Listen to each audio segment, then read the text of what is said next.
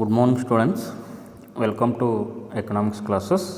In the last class, we discussed about the Industrial Policy 1991, their objectives and features, and merits and demerits of Industrial Policy 1991. Today, we will going to start with the another one important topic, that is liberalization. Liberalization is the one more important characteristic of the what 1991 new industrial policy. Here, liberalization, that means it is a process. It is a process by which business is given free hand. Liberalization is a process in which business is what? Given free hand and is allowed to run on commercial lines. That means, what is that? Liberalization, that is the one process of what? Giving the business in free hand. Giving the business in free hand. That means there is no restrictions on the business. There is no restrictions on the business. And allowing the what? This business run on what? Run on commercial lines. That have to make the business on commercial way or commercial line. This is called as the liberalization. Liberalization, it is a process by which business is given free hand and is allowed to run on commercial lines. That means removing artificial government restrictions. Removing artificial government restrictions on the industry and business. Liberalization, that means the what? That is removing the what? Removing the artificial government restrictions. Artificial, that means what? Man-made restrictions or government-made restrictions on what? Industry and business. Liberalization simply means liberalizing the what? Industries and business from what? Government restrictions. Simply the liberalization, that means what? Liberalizing the what? Liberalizing the industry and business from the what? From the government restrictions. This is about the meaning of the liberalization. Then we will going to start with the some important way or the method or the form the government has taken the liberalization. In the what way they are going to taken the liberalization, we will going to what? Study here or discuss here. Liberalization may take the following forms. And the following forms are there. On that, the liberalization may take. In that, first one, that is liberalization of industrial licensing. Liberalization of industrial licensing. Liberalization of industrial licensing, that means what? In the industrial licensing, you have to liberalize.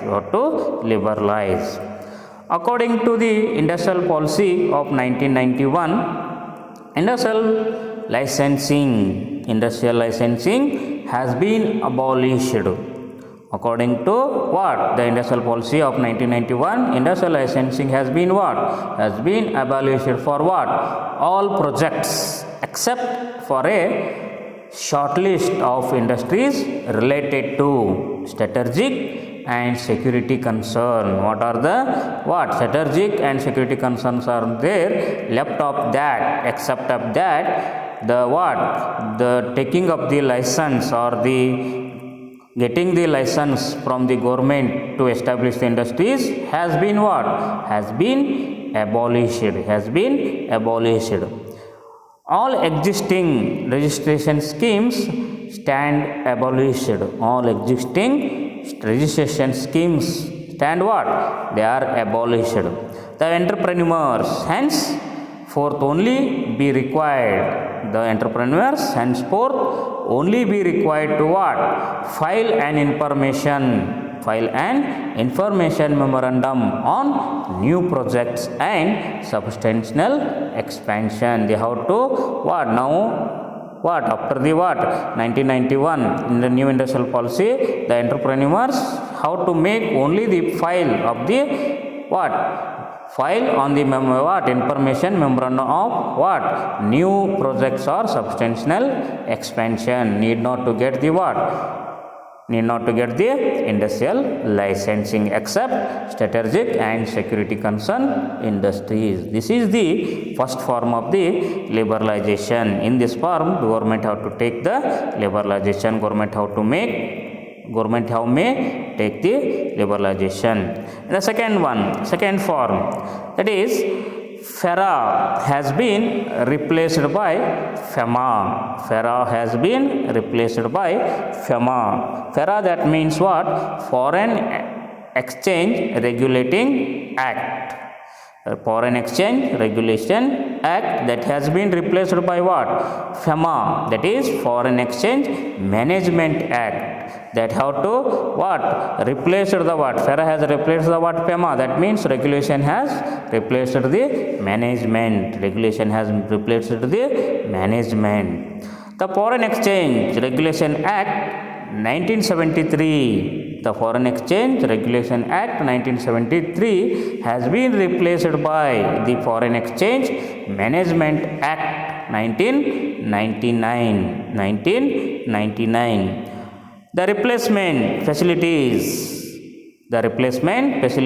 foreign exchange transactions that may be found in the following form. That may be, what is that? In the FERA, what was there? In the FEMA, what is there? After the what? Replacing of the FERA into FEMA.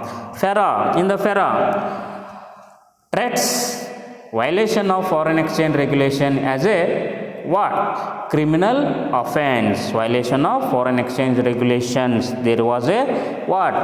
Criminal offense was there.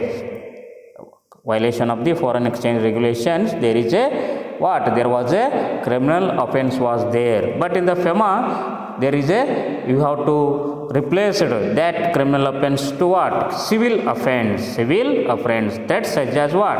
Violation as a what? Civil offense. If you violate the what? Foreign exchange regulations, we people are going to make, or government have to make the civil offense or take the civil offense. Before that, FEMA, there was a criminal offense in the FERA.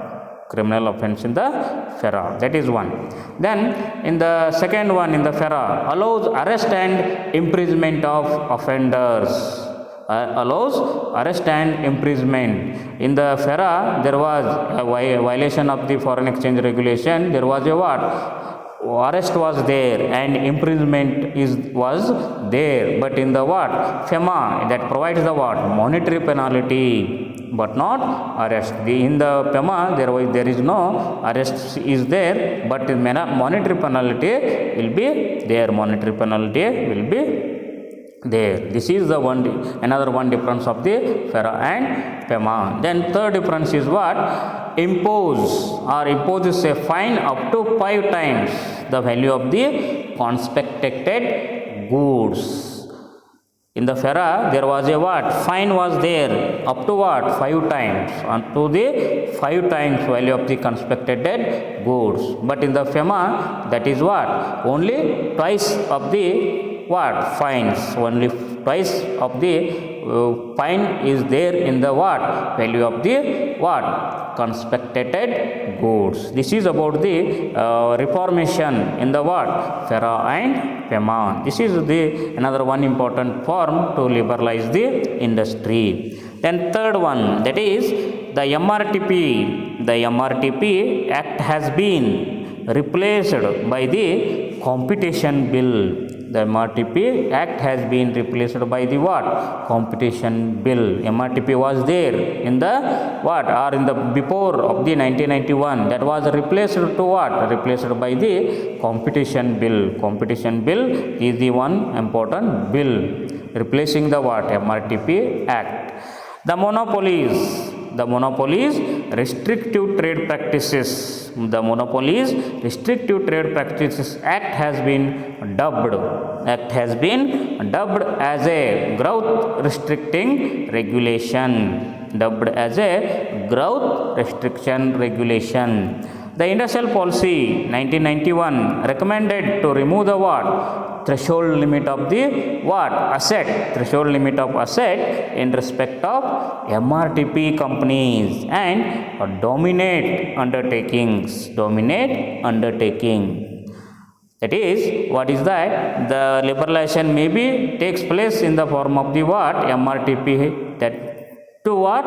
Competition bill. In the before the 1991 there was a MRTP was there. There was some restrictions were there in the what? Business. There were there in the business, and asset or the economic power concentrated only in the few hands of the people, and having the what? Dominant in the what? Their business undertaking. The competition bill has been passed. Replacing the what? MRTP Act. Competition bill has been passed replacing the what? MRTP Act. For what? For promoting investment competition, promoting investment competition, and would enable to Indian companies to grow in size to become world class companies. Competition bill what? That replaced the what? That replaced the MRTP Act for promoting the what? Investment competition, and would enable the Indian company to grow in a what? World class companies. Grow in size and become what? World class companies in the what? World class companies in the world. The bill will replace the what? 14 restrictive trade practices provided in the MRTP Act by just 4. The bill, competition bill, that will going to replace the what? 14 restrictive trade practices was there in the MRTP Act, that has to replace only the what? Replaced by only the just 4. What is that? Restrictions in what?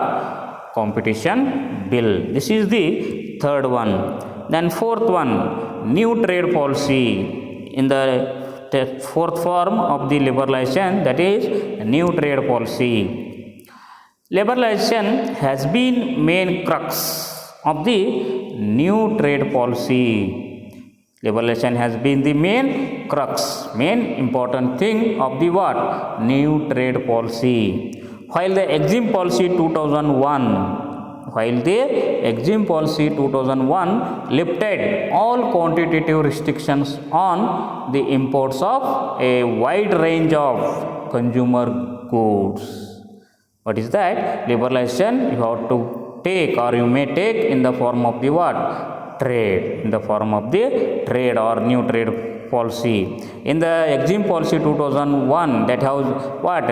Lifted the what? All quantitative restrictions were there on the imports of wide range of consumer goods, agricultural and industrial items as per the obligations under the what? WTO agreement. The 2002 to 2007 Exim Policy renewed or removed all the restrictions on exports. 2002 to 2007 Exim Policy that removed the what? All restrictions on exports, that thus reflecting a what? Complete shift in its focus from the what? Import liberalization to export liberalization. Before there was a import restrictions were there, that also removed, and also what are the export restrictions are also there in the what is that? In the foreign trade, that also liberalized in 2002 to 2007. The Exim Policy 2003 to 4, the Exim Policy 2003-4 opened up the what? Opened up the trade further by removing the what import restrictions on 69 items in the 2003 and 4 exim policy opened the what another important what restrictions were there in the what 69 items that also removed that item was covered in the what that may be in the animal products, that may be vegetables, that may be spices or antibiotics and films on that the what there were the restrictions were there, but that restrictions are what removed in the what removed by the exim policy 2003 to 4. That is important one. Then exports of 5 items, namely paddy, cotton, etc. are liberalized. Exports of 5 items, namely paddy, cotton and some other are there, that has the liberalized. This is one important what form of the liberalization, Then fifth one, that is reforms in capital flow.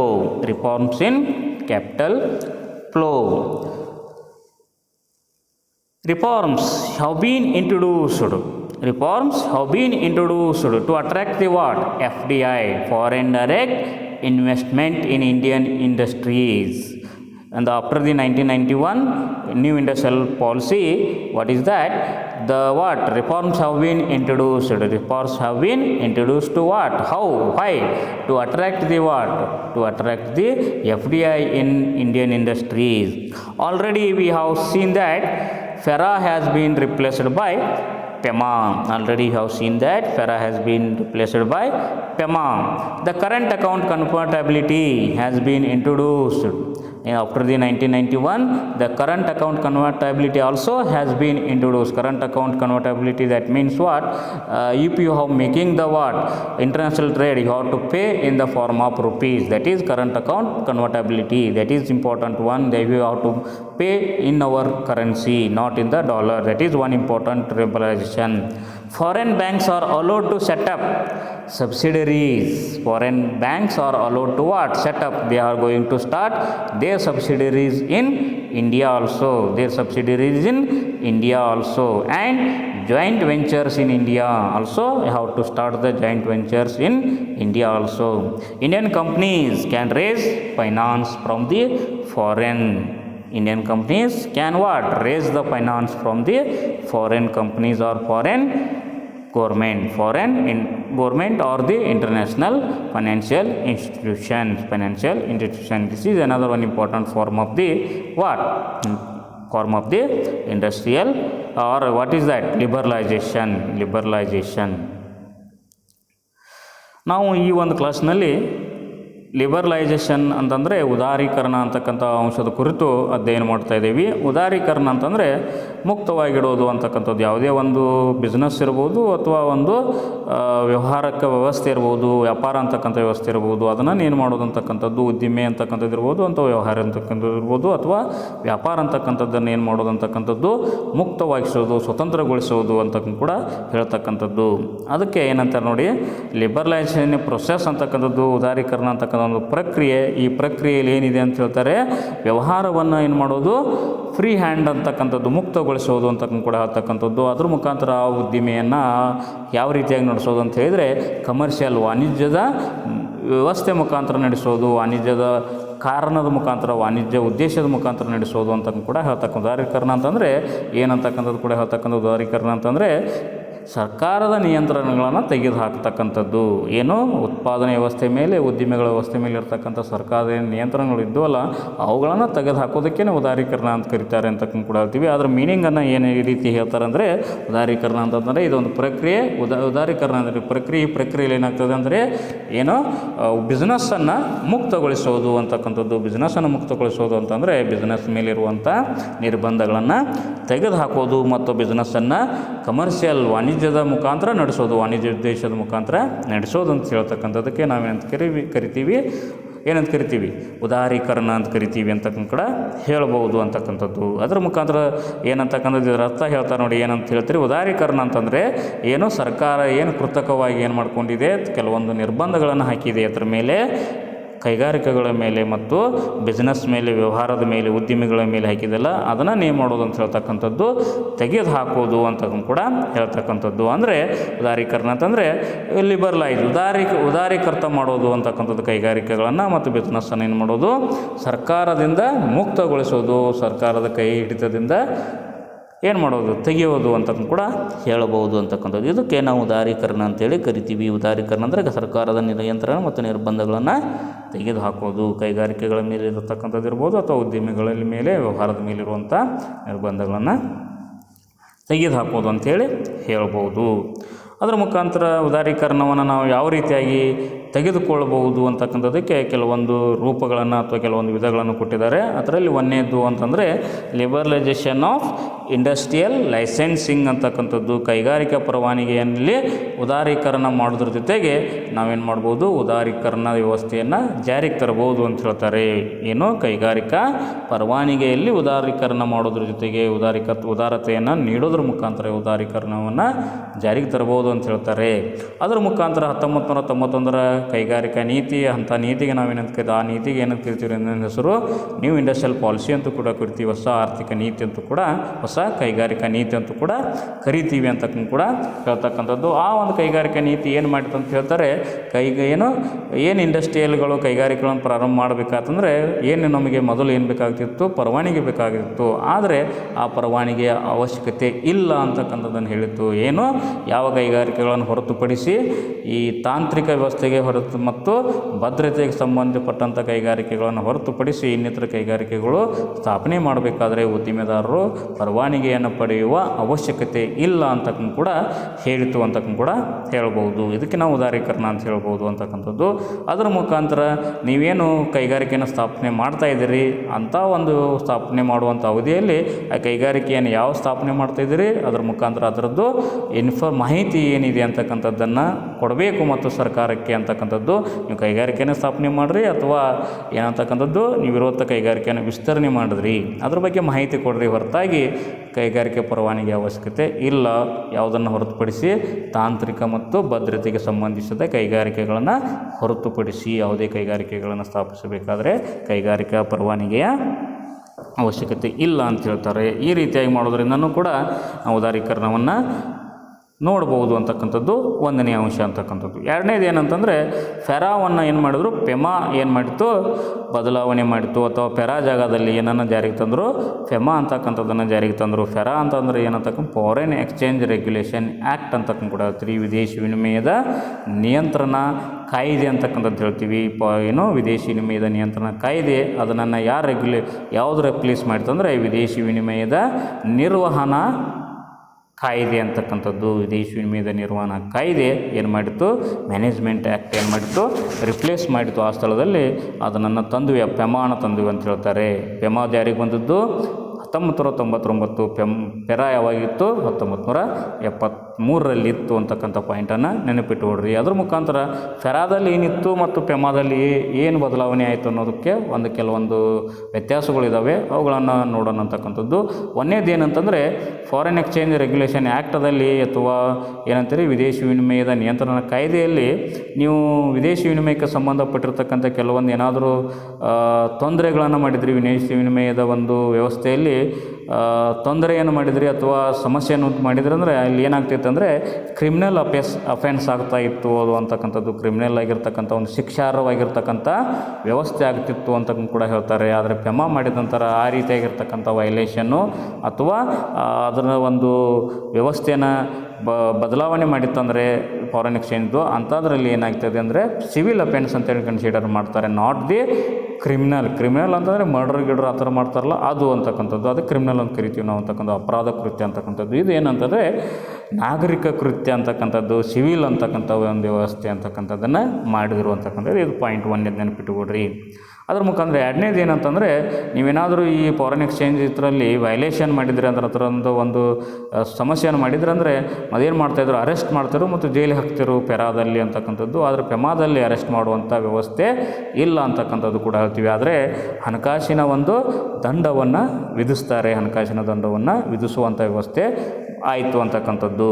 ಅಲ್ಲೇನಿತ್ತು, arrest ಮಾಡಿ ಜೈಲಿಗೆ ಕಳಿಸ್ತಕ್ಕಂಥ ವ್ಯವಸ್ಥೆ ಇತ್ತು. ಇಲ್ಲಿ monetary penalty ಹಾಕಲಿಕ್ಕೆ, ಹಣಕಾಸಿನ ಒಂದು ದಂಡವನ್ನು ಹಾಕಲಿಕ್ಕೆ ನಿರ್ಧರಿಸಿರು ಅಂತ ಹೇಳ್ತಾರೆ. ಅರೆಸ್ಟ್ ಇಲ್ಲಿ ಇಲ್ಲ ಅಂತಕ್ಕಂಥದ್ದು. ಅದರ ಮುಖಾಂತರ ಮೂರನೇ ವ್ಯತ್ಯಾಸ ಅಂತಂದರೆ, ನೀವೇನಾದರೂ ವಿದೇಶಿ ವಿನಿಮಯದ ಒಂದು ಇಟ್ಟುಕೊಳ್ಳುವಿಕೆಯಲ್ಲಿ ಅಥವಾ ಇನ್ನಿತರ ಹೆಚ್ಚಿನ ಪ್ರಮಾಣದಲ್ಲಿ ವಿದೇಶಿಯನ್ನು ಸಂಗ್ರಹಿಸಿಟ್ಟಿದ್ದರೆ ಅದರ ಮೇಲೆ ಏನಾಗ್ತಾ ಇತ್ತು, 5 ಪಟ್ಟು ನೀವು ಏನು ಮಾಡಬೇಕಾಗಿತ್ತು, ದಂಡವನ್ನು ಸರ್ಕಾರಕ್ಕೆ ಕಟ್ಟಬೇಕಾಗಿತ್ತು. ಆದರೆ ಪೆಮಾದಲ್ಲಿ 8 ಪಟ್ಟು ಕಟ್ಟಬೇಕಾಗಿದೆ, 2 ಪಟ್ಟು ಮಾತ್ರ ಕಟ್ಟಬೇಕಾಗಿರ್ತಕ್ಕಂಥದ್ದು. ವಿದೇಶಿದ ವಸ್ತುಗಳಿರ್ಬೋದು ಅಥವಾ ವಿದೇಶಿ ಹಣವನ್ನು ಮಿಸ್ಯೂಸ್ ಮಾಡ್ಕೊಂಡಿರ್ತಕ್ಕಂಥ, ದುರುಪಯೋಗ ಮಾಡ್ಕೊಂಡಿರ್ತಕ್ಕಂಥ ವ್ಯವಸ್ಥೆ ಇತ್ತಂತಂದರೆ 5 ಪಟ್ಟು ಕಟ್ಟಬೇಕಾಗಿತ್ತು ಪೆರಾದಲ್ಲಿ. ಇಲ್ಲಿ 2 ಪಟ್ಟು ಮಾತ್ರ ಕಟ್ಬೋದು ಪೆಮಾದಲ್ಲಿ ಅನ್ನೋದು ಇದೊಂದು ಮುಖ್ಯವಾಗಿರ್ತಕ್ಕಂಥ ಅಂಶ. ಈ ರೀತಿಯಾಗಿ ಏನಾದರೂ ಮಾಡಿದಂದರೆ, ಈ ರೂಪದಲ್ಲಿ ನೀವು ಕ್ರಮಗಳನ್ನು ಕೈಗೊಂಡ್ರೆ ಇದು ಉದಾರೀಕರಣದ 2ನೇ ಕ್ರಮ ಅಂತೇಳಿ ಹೇಳಬಹುದು ಅಂತಕ್ಕಂಥದ್ದು. ಅದರ ಮುಖಾಂತರ ಮೂರನೇದು ಏನಂತಂದರೆ, MRTP ಆ್ಯಕ್ಟ್ ಅಂತಕ್ಕಂಥದ್ದಿತ್ತು. ಮೊನೋಪೊಲೀಸ್ ರಿಸ್ಟ್ರಿಕ್ಟಿವ್ ಟ್ರೇಡ್ ಪಾಲಿಸಿ ಅಂತಂದರೆ ಏಕಸ್ವಾಮ್ಯ ಏನಂತಕ್ಕಂಥದ್ದು, ನಿಯಂತ್ರಿತ, ಏಕಸ್ವಾಮ್ಯ ನಿಯಂತ್ರಿತ ವ್ಯಾಪಾರಿ ಕಾಯ್ದೆ ಅಂತಕ್ಕಂಥದ್ದಿತ್ತು. ಅದನ್ನು ಬದಲಾಯಿಸಿ ಯಾವ ಕಾನೂನನ್ನು ಜಾರಿಗೆ ತಂದರು, ಕಾಂಪಿಟೇಷನ್ ಬಿಲ್ ಅಂತಕ್ಕಂಥದ್ದು ಜಾರಿಗೆ ತಂದರು. ಒಂದು ಬಿಲ್ಲನ್ನು ಏನಂತಕ್ಕಂಥದ್ದು ಅನುಮೋದನೆಯನ್ನು ಜಾರಿಗೆ ತಂದರು ಅಂತ ಕೂಡ ಹೇಳ್ತೀರಿ. ಅದಕ್ಕೆ ಕಾಂಪಿಟೇಷನ್ ಬಿಲ್ ಅಂತ ಕರಿತೀವಿ ಅಂತಕ್ಕಂಥದ್ದು. MRTP ಆ್ಯಕ್ಟ್ ಇತ್ತು. ಯಾವಾಗ ಕಾಂಪಿಟೇಷನ್ ಬಿಲ್ ಬರೋಕ್ಕಿಂತ ಮುಂಚೆ MRTP ಆ್ಯಕ್ಟ್ ಇತ್ತು ಅಂತ ಕೂಡ ಹೇಳ್ತಕ್ಕಂಥದ್ದು. ಅದರ ಮುಖಾಂತರ ಆ ಆ್ಯಕ್ಟ್ ಏನು ಮಾಡ್ತಾಯಿತ್ತಂದರೆ, ತನ್ನದೇ ಆಗಿರ್ತಕ್ಕಂಥ ಒಂದು ಕದಂಬ ಭಾವವನ್ನು ಚಾಚಿತ್ತು. ಅದರ ಮುಖಾಂತರ ಅಲ್ಲಿ ಮಾತ್ರ ಏನಂತಕ್ಕಂಥ ಅವರಷ್ಟೇ ಬೆಳೆಯುವಂಥ ಅವರಷ್ಟೇ ಕೈಗಾರಿಕೆಗಳನ್ನು ಸ್ಥಾಪಿಸೋದು ಯಾರಿಗೆ ಅವಕಾಶಗಳು ಇದ್ದಿರಲಿಲ್ಲ. ಕೈಗಾರಿಕೆಗಳು ಹೆಚ್ಚಿನ ಪ್ರಮಾಣದಲ್ಲಿ ಅದರ ಅಂಡರದಲ್ಲಿ ಇದ್ದು, ಯಾರೋ ಕೆಲವೇ ಜನ ಏನು ಆರ್ಥಿಕವಾಗಿ ಸುಭದ್ರ ಆಗಿದ್ರಲ್ಲ ಅವ್ರ ಕೈಯಲ್ಲಿ ಮಾತ್ರ ಕೈಗಾರಿಕೆಗಳು ಇದ್ದು, ಅದರ ಮುಖಾಂತರ ಅವರೇ ಅದು ಕೈಗಾರಿಕೆಗಳನ್ನು ಸ್ಥಾಪಿಸುವ ಒಂದು ಅವಕಾಶವನ್ನು ಪಡೆದಿದ್ದರು ಅಂತ ಕೂಡ ಹೇಳ್ತೀವಿ. ಅದಕ್ಕೋಸ್ಕರ ಏನು ಮಾಡಿದಂದ್ರೆ 1991ರ ಕೈಗಾರಿಕಾ ನೀತಿ ಏನು ಮಾಡಿತ್ತು, ಆ ಪ್ಲೇಸಲ್ಲಿ MRTP ಆ್ಯಕ್ಟ್ ಕಾಯ್ದೆ ಪ್ಲೇಸ್ನಲ್ಲಿ ಏನಂತಂತು ಕಾಂಪಿಟೇಷನ್ ಬಿಲ್ ಅನ್ನು ತಂತು. ಕಾಂಪಿಟೇಷನ್ ಬಿಲ್ ಪಾಸ್ ಮಾಡಿದ್ರ ಮುಖಾಂತರ MRTP ಏನಾಯಿತು, ಹೋಯಿತು ಅಂತಕ್ಕಂಥದ್ದು ಅದನ್ನು ತೆಗೆದು ಹಾಕಲಾಯಿತು ಅಂತ ಕೂಡ ಹೇಳ್ತಕ್ಕಂಥದ್ದು. ಕಾಂಪಿಟೇಷನ್ ಬಿಲ್ ಯಾಕೆ ನಾವು ತಯಾರಿಗೆ ತಂದು ಅಂತ ಕೇಳಿದರೆ, ಇನ್ವೆಸ್ಟ್ಮೆಂಟ್ ಪ್ರಮಾಣವನ್ನು ಇನ್ವೆಸ್ಟ್ಮೆಂಟ್ ಮಾಡೋದರಲ್ಲಿ ಪೈಪೋಟಿಯನ್ನು ಹೆಚ್ಚಿಸಲಿಕ್ಕೆ, ಪೈಪೋಟಿಯನ್ನು ಸಾಧಿಸಲಿಕ್ಕೆ, ಅದರ ಮುಖಾಂತರ ಭಾರತದ ಕೈಗಾರಿಕೆಗಳು ಬೆಳೀಲಿಕ್ಕೆ, ಯಾವ ರೀತಿಯಾಗಿ ಬೆಳೀಲಿಕ್ಕೆ ಅಂದರೆ ತನ್ನ ಗಾತ್ರದಲ್ಲಿ ಮತ್ತು ಅಂತಾರಾಷ್ಟ್ರೀಯವಾಗಿ ಬೆಳೀಲಿಕ್ಕೆ ಕಾಂಪಿಟೇಷನ್ ಬಿಲ್ಲನ್ನು ಜಾರಿಗೆ ತಂದು ಅಂತ ಹೇಳ್ತೀವಿ. ಯಾಕಂದರೆ MRTP ಏನಿತ್ತು, ಮೊನೋಪೊಲೀಸ್ ಕೆಲವೇ ಜನ ಇದ್ರಲ್ಲಿ ಅಂತಕ್ಕಂಥದ್ದು. ಆದರೆ ಕಾಂಪಿಟೇಷನ್ ಬಿಲ್ಗೆ ಎಲ್ಲರಿಗೂ ಅವಕಾಶ ಹೂಡಿಕೆ ಮಾಡಲಿಕ್ಕೆ ಅವಕಾಶ ಕೊಡ್ತು. ಅದನ್ನು ಉದ್ದಿಮೆಗಳ ಸೈಜನ್ನು ಹೆಚ್ಚು ಮಾಡಲಿಕ್ಕೆ ಅವಕಾಶ ಕೊಡ್ತು. ಅದೇ ರೀತಿಯಾಗಿ ವರ್ಲ್ಡ್ ಕ್ಲಾಸ್ ಕಂಪ್ನಿ ಆಗಲಿಕ್ಕೆ ಅವಕಾಶ ಮಾಡಿಕೊಡ್ತು ಅಂತ ಕೂಡ ಹೇಳ್ತಕ್ಕಂಥದ್ದು. ಅದರ ಮುಖಾಂತರ ಬಿಲ್ ಏನು ರಿಪ್ಲೇಸ್ ಮಾಡಿತ್ತು, ರಿಸ್ಟ್ರಿಕ್ಟಿವ್ ಟ್ರೇಡ್ ಪ್ರಾಕ್ಟೀಸ್ದಿಂದ ಏನು ಮಾಡಿತ್ತು ಅಂತ ಹೇಳ್ತೀರಿ. ರಿಸ್ಟ್ರಿಕ್ಟಿವ್ ಟ್ರೇಡ್ ಪ್ರಾಕ್ಟೀಸ್ದಾಗ ಎಷ್ಟಿದ್ದು ಅಂತ ಹೇಳ್ತೀವಿ, 14 ರಿಸ್ಟ್ರಿಕ್ಷನ್ಸ್ ಇದ್ದು, 14 ಮುಖ್ಯವಾಗಿರ್ತಕ್ಕಂಥ ರಿಸ್ಟ್ರಿಕ್ಷನ್ಸ್ ಇತ್ತು. ಅವುಗಳನ್ನು ಏನು ಮಾಡಿದ್ವು ನಾವು ಕಾಂಪಿಟೇಷನ್ ಬಿಲ್ ಎಷ್ಟಕ್ಕೆ ಬದಲಾಯಿಸ್ತು ಅಂತ ಹೇಳ್ತೀರಿ, ಕೇವಲ 4 ಏನಂತಕ್ಕಂಥ ನಿರ್ಬಂಧಗಳಿಗೆ ಬದಲಾಯಿಸ್ತು ಅಂತ ಕೂಡ ಹೇಳ್ಬೋದು. ಇದು ಇದರದೊಂದು ವ್ಯವಸ್ಥೆ ಅಂತಕ್ಕಂಥದ್ದು. ಇದು ಮೂರನೇ ಮುಖ್ಯ ರೂಪ ಅಂತ ಕೂಡ ಹೇಳ್ಬೋದು. ಅದ್ರ ಮುಖಾಂತರ 4ನೇದು ಏನು ಅಂತ ಕೂಡ ಹೇಳ್ತಕ್ಕಂಥದ್ದು, ನ್ಯೂ ಟ್ರೇಡ್ ಪಾಲಿಸಿ, ಹೊಸ ವ್ಯಾಪಾರ ನೀತಿ ಅಂತಕ್ಕಂಥದ್ದು. ಹೊಸ ವ್ಯಾಪಾರ ನೀತಿಯನ್ನು ಮಾಡೋದ್ರ ಮುಖಾಂತರನೂ ಕೂಡ ಉದಾರೀಕರಣವನ್ನು ಮಾಡಬಹುದು ಅಂತಕ್ಕಂಥದ್ದನ್ನು ಹೇಳ್ತಕ್ಕಂಥದ್ದು. ಇಲ್ಲಿ ನೋಡಿ, ನ್ಯೂ ಟ್ರೇಡ್ ಪಾಲಿಸಿ, ಹೊಸ ವ್ಯಾಪಾರ ನೀತಿಯಲ್ಲಿ ಏನು ಅಂತಕ್ಕಂಥ ಕೂಡ ಹೇಳ್ತಕ್ಕಂಥದ್ದು. ಇದು ಉದಾರೀಕರಣದ ಒಂದು ಮುಖ್ಯ ರೂಪ ಅಂತ ಕೂಡ ಹೇಳ್ತಕ್ಕಂಥದ್ದು. ಅದರ ಮುಖಾಂತರ 2001ರ ಒಂದು Exim policy, export import policy ಅಂತಕ್ಕಂಥದ್ದು ಇತ್ತಂದರೆ ಅದೇನು ಹೇಳ್ತದೆ, ಏನು ಸುಧಾರಣೆ ತಂತಂದರೆ, ಆ ಒಂದು ಪಾಲಿಸಿ ಎಲ್ಲ ಕ್ವಾಂಟಿಟೇಟಿವ್ ರಿಸ್ಟ್ರಿಕ್ಷನ್ಸನ್ನು ನಾವೇನು ಆಮದು ಮಾಡಿಕೊಳ್ತಾ ಇದ್ವಲ್ಲ, ಅಂಥ ವಸ್ತುಗಳನ್ನು ಅಗ್ರಿಕಲ್ಚರಲ್ ಗೂಡ್ಸ್ ಇರ್ಬೋದು, ಇಂಡಸ್ಟ್ರಿಯಲ್ ಐಟಮ್ಸ್ ಇರ್ಬೋದು, ಅಥವಾ ಇನ್ನಿತರ ಅನುಭೋಗಿ ಸರಕುಗಳನ್ನು ಏನು ಮಾಡ್ಕೋತಿದ್ವು, ಆಮದು ಮಾಡ್ಕೊಳ್ತಿದ್ವಲ್ಲ, ಅದರಲ್ಲಿ ಏನಿತ್ತು ಅಂದರೆ ಪರಿಮಾಣಾತ್ಮಕ ನಿರ್ಬಂಧಗಳಿದ್ದು. ಆ ಎಲ್ಲ ಪರಿಮಾಣಾತ್ಮಕ ನಿರ್ಬಂಧವನ್ನು 2001ರ ಆಮದು ರಫ್ತು ನೀತಿ ಏನು ಮಾಡಿತ್ತು ಅಥವಾ ರಫ್ತು ಮತ್ತು ಆಮದು ನೀತಿ ಏನು ಮಾಡಿತ್ತು, ತೆಗೆದು ಹಾಕಿತು ಅಂತ ಕೂಡ ಹೇಳಬಹುದು ಅಂತಕ್ಕಂಥದ್ದು. ಅದ್ರ ಮುಖಾಂತರ ಹೇಗೆ ತೆಗೆದು ಹಾಕಿತಂದರೆ 1995ರ WTO ಅಗ್ರಿಮೆಂಟ್ ಮುಖಾಂತರ ತೆಗೆದು ಹಾಕಿತು ಅಂತಕ್ಕಂಥದ್ದು.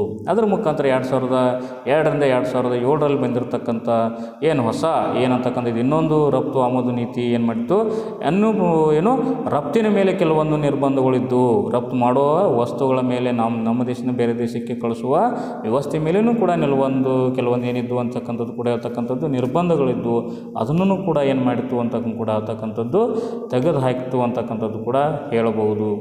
ಹೌದಾ. ಇದು ಒಂದು ಮುಖ್ಯವಾಗಿರ್ತಕ್ಕಂಥ ವ್ಯವಸ್ಥೆ ಅಂತಕ್ಕಂಥದ್ದು. ಅದರ ಮುಖಾಂತರ 2003 ಮತ್ತು 2004ರಲ್ಲಿ ಎಕ್ಸಿಮ್ ಪಾಲಿಸಿ ಅಂತಕ್ಕಂಥದ್ದು 2003 ಮತ್ತು 2004ರಲ್ಲಿ ಏನು ರಫ್ತು ಮತ್ತು ಆಮದು ನೀತಿ ಏನು ಮಾಡಿತ್ತು ಏನು ಮಾಡಿತ್ತು, ಇನ್ನೂ ಕೆಲವೊಂದು ರಿಸ್ಟ್ರಿಕ್ಷನ್ಗಳಿದ್ದು. ಏನು 69 ವಸ್ತುಗಳ ಮೇಲೆ ಏನು ಕೆಲವೊಂದು ರಿಸ್ಟ್ರಿಕ್ಷನ್ ಇದ್ದು. ಅವು ಯಾವುವು ಅಂತಂದರೆ ಪ್ರಾಣಿಗಳ ಉತ್ಪನ್ನಗಳಿರ್ಬೋದು, ವೆಜಿಟೇಬಲ್ಸ್ ಇರ್ಬೋದು, ಸ್ಪೈಸ್ ಇರ್ಬೋದು, ಆ್ಯಂಟಿಬಯೋಟಿಕ್ಸ್ ಅಂತಕ್ಕಂಥ ಕೂಡ ಇರ್ಬೋದು, ಅಥವಾ ಫಿಲ್ಮ್ಸ್ ಅಂತಕ್ಕಂಥ ಕೆಲವೊಂದು 69 ವಸ್ತುಗಳಿದ್ವಲ್ಲ, ಆ 69 ವಸ್ತುಗಳ ಮೇಲಿನ ಒಂದು ಆಮದು ನಿಯಂತ್ರಣವನ್ನು ಕೂಡ ತೆಗೆದುಹಾಕಿತ್ತು ಅಂತಂದು ಕೂಡ ಹೇಳ್ಬೋದು. ಯಾವುದು 2003-2004ರ ಏನಂತಕ್ಕಂಥದ್ದು ರಫ್ತು ಆಮದು ನೀತಿ ಅಂತ ಕೂಡ ಹೇಳ್ಬೋದು. ಇದು ಒಂದು ಮುಖ್ಯವಾಗಿರ್ತಕ್ಕಂಥ ಒಂದು ಉದಾರೀಕರಣದ ವ್ಯವಸ್ಥೆ ಅಂತ ಹೇಳ್ಬೋದು. ಅದರ ಮುಖಾಂತರ ಎಕ್ಸ್ಪೋರ್ಟ್ ಮಾಡಲಿಕ್ಕೂ ಕೂಡ ಅವಕಾಶ ಮಾಡಿಕೊಡ್ತು. ಮುಖ್ಯವಾಗಿ 5 ಐಟಮ್ಗಳ ಮೇಲೆ ಅಥವಾ ವಸ್ತುಗಳ ಮೇಲೇನೂ ಕೂಡ ರಫ್ತುಗಳ ಮೇಲೆ ನಿರ್ಬಂಧ ಇತ್ತು. ಅದನ್ನು ಕೂಡ ಅವಕಾಶ ಮಾಡಿಕೊಡ್ತು ಅಂತಕ್ಕಂಥ ಕೂಡ ಅಥವಾ ಅದು ಪ್ಯಾಡಿ ಅಂತಕ್ಕಂಥದ್ದು ಭತ್ತ ಇರ್ಬೋದು ಅಥವಾ ಕಾಟನ್ ಹತ್ತಿ ನಾವು ರಫ್ತು ಮಾಡುವಂಥ ಅವಕಾಶ. ಈ ರೀತಿಯಾಗಿರ್ತಕ್ಕಂಥ ವ್ಯಾಪಾರದ ನೀತಿಯಲ್ಲಿ ಹಲವಾರು ನಿರ್ಬಂಧಗಳು ಯಾವಾಗಿದ್ದು 1991ಕ್ಕಿಂತ ಮುಂಚೆ ಅವುಗಳನ್ನು ಒಂದೊಂದಾಗಿ ತೆಗಿತಾ ಬರೋದ್ರ ಮುಖಾಂತರ ಏನಾಯ್ತು ಅಂತಕ್ಕಂಥದ್ದು ಹೊಸ ಆರ್ಥಿಕ ನೀತಿಯಲ್ಲಿಯೂ ಕೂಡ ಬದಲಾವಣೆ ತಂದರೆ ಉದಾರೀಕರಣ ಸಾಧ್ಯ ಅಂತಕ್ಕಂಥದ್ದು ಕೂಡ ಹೇಳ್ಕೊಳ್ಳಿಕ್ಕೆ ಅವಕಾಶ ಆಯಿತು ಅಂತಕ್ಕಂಥದ್ದು. ಇದು 4ನೇ ರೂಪ ಅಂತಕ್ಕಂಥದ್ದು. ಅದ್ರ ಮುಖಾಂತರ 5ನೇದು ಏನು ಅಂತ ಕೂಡ ಹೇಳ್ತಕ್ಕಂಥದ್ದು ರಿಫಾರ್ಮ್ಸ್ ಇನ್ ಕ್ಯಾಪಿಟಲ್ ಫ್ಲೋ ಅಂತಕ್ಕಂಥದ್ದು.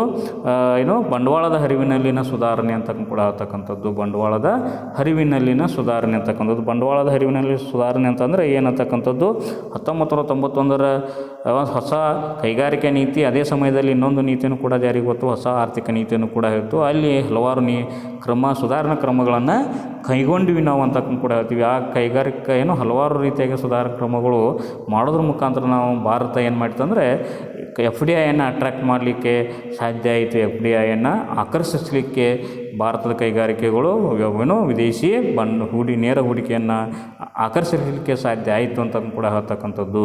ಅದ್ರ ಮುಖಾಂತರ ನಿಮಗೆ ಈಗಾಗಲೇ ಗೊತ್ತಿದೆ, ಫೆರಾ ಏನು ಮಾಡಿದ್ವಿ ನಾವು ರಿಪ್ಲೇಸ್ ಮಾಡಿದ್ವಿ ಪೆಮಾದ ಮುಖಾಂತರ ಅಂತ ಕೂಡ ಗೊತ್ತಿದೆ. ಫೆರಾ ಏನಂತಕ್ಕಂಥ ಅದು ಕೆಲವೊಂದು ನಿರ್ಬಂಧಗಳಿದ್ದು, ಆದರೆ ಪೆಮಾ ಅದನ್ನು ಸಡಿಲಗೊಳಿಸ್ತು ಅಂತಕ್ಕಂಥದ್ದು ಕೂಡ ಹೇಳ್ಬೋದು. ಅದರ ಮುಖಾಂತರ ಮತ್ತೊಂದು ಏನು ಮಾಡ್ತೀವಿ ನಾವು ಅಂತಾರಾಷ್ಟ್ರೀಯ ವ್ಯಾಪಾರ ಮಾಡ್ತೀವಿ. ಅಂತಾರಾಷ್ಟ್ರೀಯ ವ್ಯಾಪಾರ ಮಾಡಿದಾಗ ನಾವು ವಿದೇಶಕ್ಕೆ ಹಣ ಕೊಡಬೇಕಾಗುತ್ತೆ. ವಿದೇಶಕ್ಕೆ ಹಣ ಕೊಡಬೇಕಾದಾಗ ಏನು ಕೊಡಬೇಕಾಗ್ತಿತ್ತು, ಮೊದಲು ಡಾಲರ್ ರೂಪದಲ್ಲಿ ಕೊಡಬೇಕಾಗ್ತಿತ್ತು. ಆದರೆ 1991ರ ಸುಧಾರಣೆಗಳು ಏನು ಮಾಡಿದ್ವು ಅಂತ ಹೇಳ್ತಾರೆ, ನಿಮ್ಮ ರೂಪಾಯಲ್ಲೇ ಕೊಡ್ರಿ, ಕರೆಂಟ್ ಅಕೌಂಟ್ ಚಾಲ್ತಿ ಖಾತೆಯಲ್ಲಿ ನೀವೇನಾದರೂ ಹಣವನ್ನು ಕೊಡೋರಿದ್ದರೆ ಬೇರೆ ದೇಶಕ್ಕೆ ನೀವು ರೂಪಾಯಿಯಲ್ಲೇ ಕೊಡ್ರಿ ಅಂತಕ್ಕಂಥ ವ್ಯವಸ್ಥೆ ಮಾಡೋದ್ರ ಮುಖಾಂತರ ಅದೊಂದು ಸುಧಾರಣೆ ತಂದರು ಅಂತ ಕೂಡ ಹೇಳ್ಬೋದು.